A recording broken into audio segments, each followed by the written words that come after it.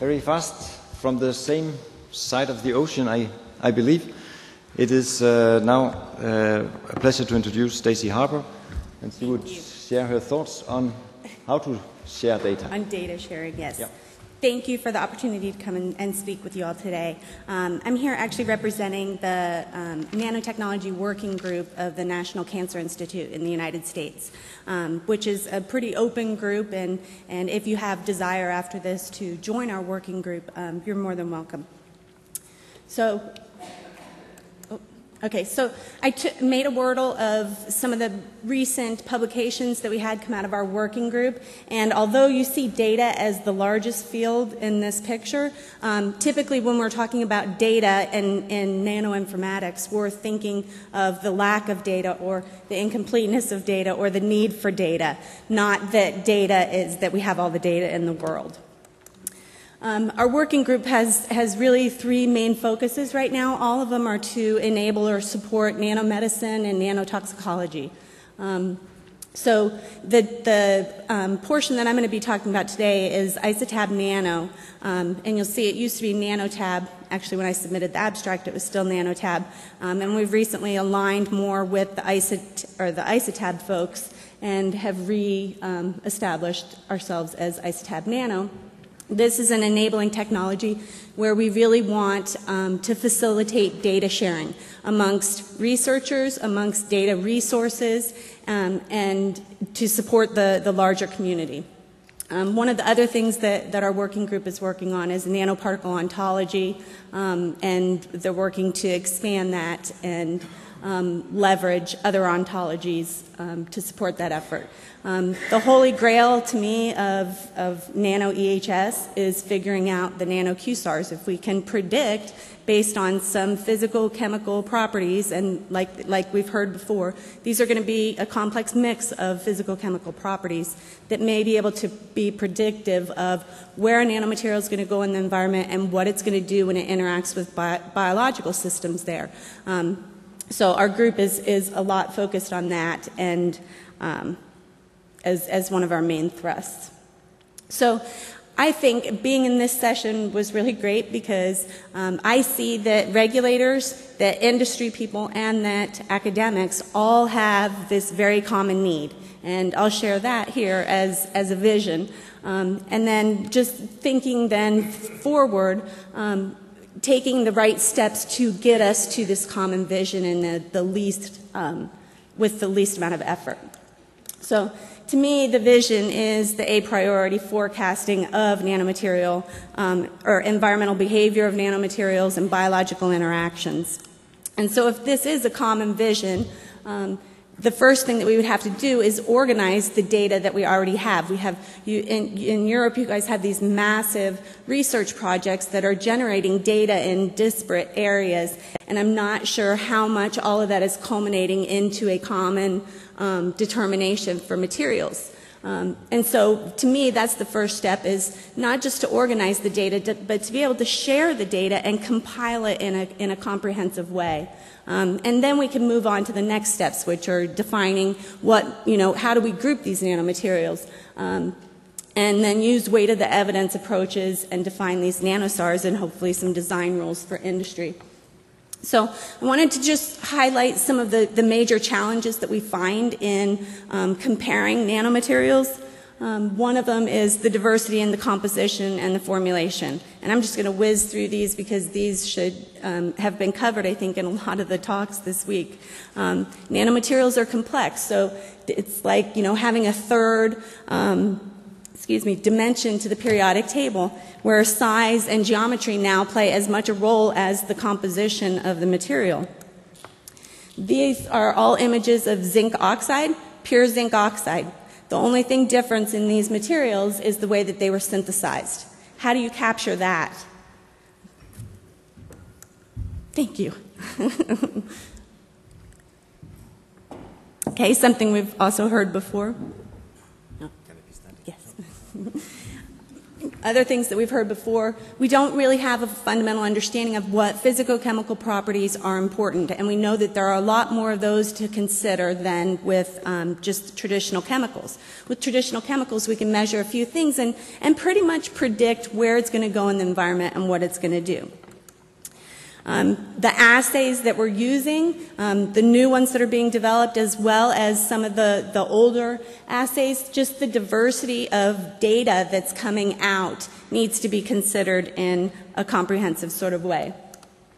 And the data resources, so we have, a lot of databases that are, just forming, and we have a lot of well-established databases within the National Cancer Institute. CA-Nano Lab has a wealth of information on therapeutics for cancer, but accessibility between those resources is just not there. And the complexity around nanomaterials and all of the testing that goes along with that requires that we use some informatics approaches where we can start categorizing data fields that we're collecting both on the physicochemical properties of the material to include how they're manufactured, and then try and develop some comprehensive metrics that allow us to define those structure-property relationships. Part of seeing this vision is to be able to take data from all these different resources and ingest it into a larger context. And in this way, we can start clustering, do cluster analysis of the nanomaterials to let the informatics tell us how to best cluster these. And if you put the biological implications in there with the materials profiles, that would be very meaningful and allow us to, think about virtual manufacturing of nanomaterials, knowing what they're going to do. So the goal of ISA-TAB-Nano, and I'm going to be talking about this tomorrow at the Nano Safety Cluster, so this is kind of the high-level overview. So the goal of the ISA-TAB-Nano was really to develop a specification that facilitates data sharing amongst the resources and the researchers in the nanotechnology community. And by doing so, we're going to be able to share larger data resources and make more sense of things, hopefully. So what is ISA-TAB-Nano? And I want to start, it's a standard tab-delimited file format, basically designed to describe your investigation, the nanomaterials, the specimens that are used in the assays. It leverages the ISA-TAB, which is the investigation study assay, that was developed by the European Bioinformatics Institute, and it represents a wide variety of assays and technology types. And NanoTab, or ISA-TAB-Nano, also supports the ontology-based curation. So nanoparticle ontology is actually part of this project as well. So what we've done is basically taken the ISA-TAB format and added on another extension for the material characteristics that we need to capture. One of these that I haven't really heard a lot of people talk about being an important characteristic is the instrumentation that was used to get the measurement. So for these standardized file formats, where you see, a size measurement, we don't want to know just what the size or the size distribution was, but what instrument you measured it on. And sometimes the manufacturer or the manufacturer of the instrument as well. So I will end here, and we have some websites that you can look at for further information. The ISA-TAB-Nano is a ASTM international work item right now, and it's actually out for balloting to become a standard document, but it's going to be a living document, so the materials file especially is going to be revised as we gain more information and more feedback from the community.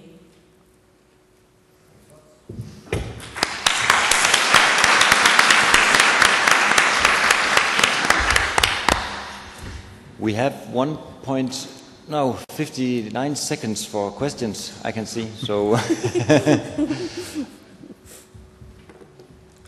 just to be quick, thank you for your presentation. I think that one of the major issues here is not just the scarce organized data, but the quality of data as well, and that's one of the major issue in the field. So I would say that not just the format will be important, but the content of the protocol employed are going to be very, very important.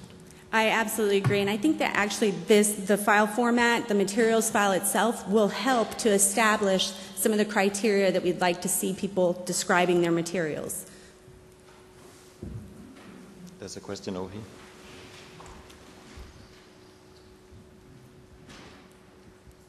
It's just a question or a comment or a recommendation, because in the EU everybody will have to report its substance data in the Euclid format. So there will be a lot of data in Euclid format, and Euclid was extended, modified. I don't know exactly, but some of the ideas, material characterization, extra test system was all put in. Was it somehow harmonized, which would make a lot of sense, because otherwise we have two systems in parallel? The investigation study assay files are basically adopted from ISA-TAB. The materials file is the extension that we've added as the working group that we've been working on. I was talking about the European format. So you have, I don't even know what's the format. Oh, I guess the answer is no then. Yeah, you have. No. In Europe... but that's a good reason for me being here. well, for REACH, and before REACH as well, you had to submit all relevant substance data, and toxicology, of course, is a major part of it, in a format, and the format's name is Euclid. So every substance regulated under REACH has, or while it's running, will have a Euclid file, including nanomaterials. And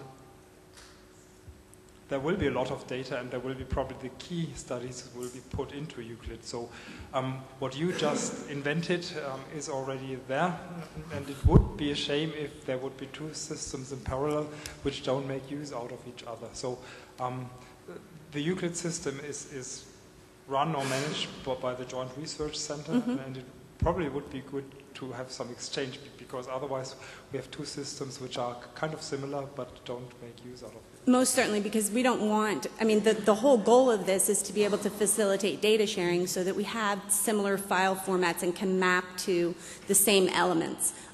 So I mean, we will make it a point when I go back to harmonize with that system and potentially get some of the people that worked on the development of that to join our working group, at least partially.